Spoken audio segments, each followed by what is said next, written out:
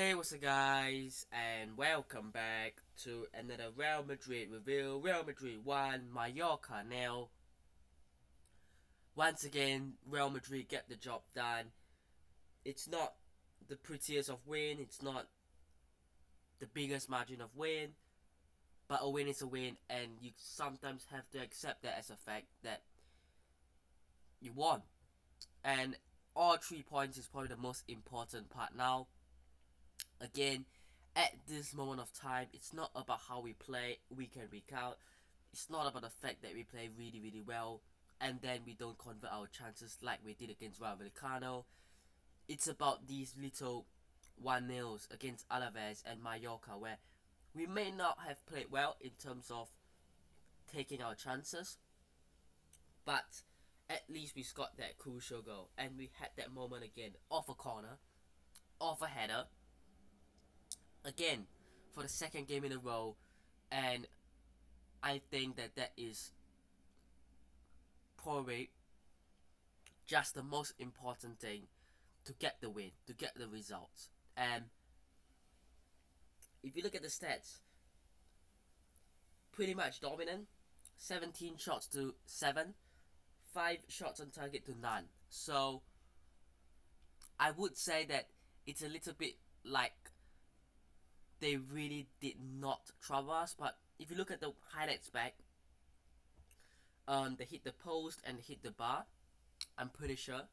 Um, but overall, they were just dominated, and Real Madrid were just better. And that's what you expect from Real Madrid at home against a team that are probably in that bottom half of the mid-table. I wouldn't say they're relegation. I think they're probably about 15th, 14th, 15th. I think by the end of the season they will finish about 14th, 15th anyways. But let's talk about the goal. Corner by Modric is headed in by Rüdiger to obviously give us the lead and the only goal to win it. Let's talk about Mallorca because, like I said, they hit the post, they hit the bar, but apart from that, they didn't really even give us much of a difficulty, and I think that that is probably the reason why. Because you look at the way they lined up, it was a 5 at the back. It was literally 5 defenders. It was a very defensive team going into the game, and that's not surprising, that's not shocking, because a lot of teams play this way so that they can hit on the counter attack. But going forward, they didn't have much, and that's expected. But I think, like I said, they will stay up. Back to Real Madrid.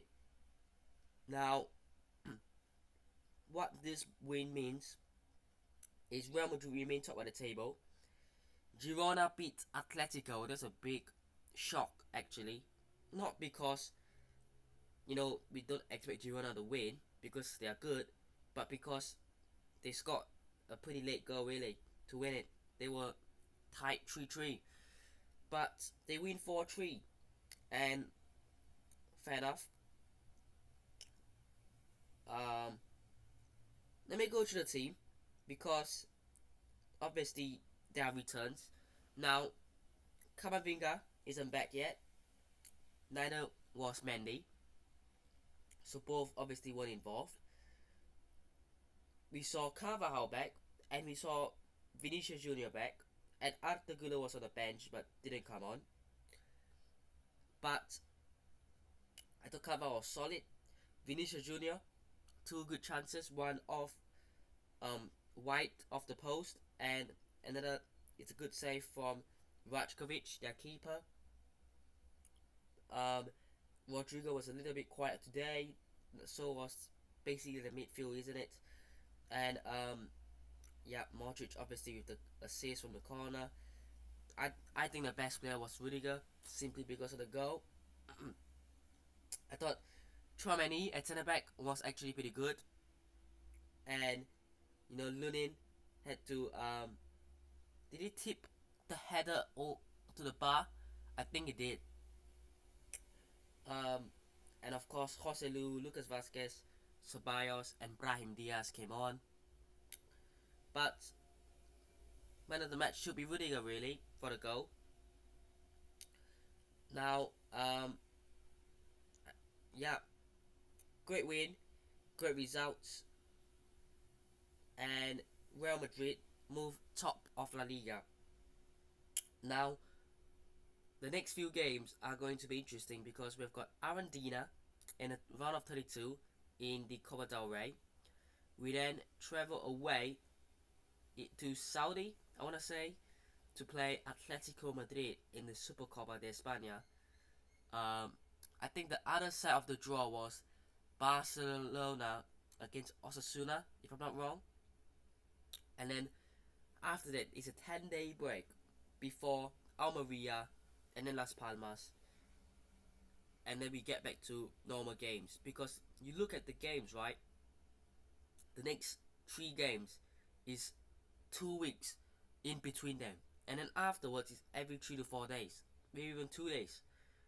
And then obviously after Atletico in the league, we've got a week before Girona, and then the Champions League is back. So the fixtures will start getting back. The football will be back, definitely. But at this point of the time, this early Jan to mid-February period, I think there's a little bit more of a gap between games. But I think the player definitely deserve to have the gap and have rest, and that is important for the players as well. But obviously, you want to see them play, you want to see them in action. Of course, Barcelona are yet to play. They've Las Palmas away tomorrow. The league table could be different because Barcelona could go 3 points clear of Atletico. Athletic Club, if they win against Sevilla away, they could go on the same, if not above Atletico. You know, so that is interesting. But again, if they win, for Barcelona, we always think they might win these sort of games, but Las Palmas might be a difficult trip. But I want to talk about one more thing, right, before we wrap it up. Arda Güler. Look, I'm totally fine with him not starting. Definitely, I'm fine with him not coming on for half an hour. But I'm thinking 10 to 15 minutes, potentially in the 80th, 85th minute. You have maybe a sub left or so. You bring him on. Why not? The game's basically, I'm not saying it's over, like we could still have lost, but you could have brought him on for a couple of minutes to get him the fitness, because at this rate, he's gonna be fit for a little bit, gets injured, and then comes back, gets fit for a little bit, doesn't play, gets injured again. It's gonna be the same cycle. We're not gonna see any progression. So, what I'm saying is, you could play him for a few minutes, let him get used to the rhythm, and then obviously see how. You know, I'm not saying throw him on for 90 minutes, throw him on for 45 minutes, or even 30 minutes. I'm saying 10 minutes, properly decent. That's alright, that's fair. I don't think that's a lot. 10 minutes running around, okay. I'm sure he can run around for 10 minutes. Yeah, I'm not asking him to do that for 90. Another thing I read today that, and even Ancelotti came out to, confirm that Real Madrid will not sign a centre-back, as we are happy with Nacho and Rüdiger. Can I just say, we have 2 centre-backs out until May. Rest of the season done for Rüdiger, for Alaba and Militao. And also, we have no one else. We have Tchouaméni. I know he can play there, but let's not say we are gonna do that every game. We have got Carvajal and Mendy apparently who can play there, yes. But when we are playing the likes of Man City and Bayern Munich, potentially in the Champions League, we cannot afford to be playing Mendy and Carvajal at centre back. That is not the level we want to be. I would argue that even Mendy and Carvajal at left back and right back can be improved, let alone at centre back. So that's just my opinion on it. Let me know yours down below. Hope you guys have enjoyed today's video. Today's is slightly shorter, but in a bit of a rush. If you guys did enjoy, hit the like button, subscribe to cheer us on already, and I'll see you guys in the next one. Peace.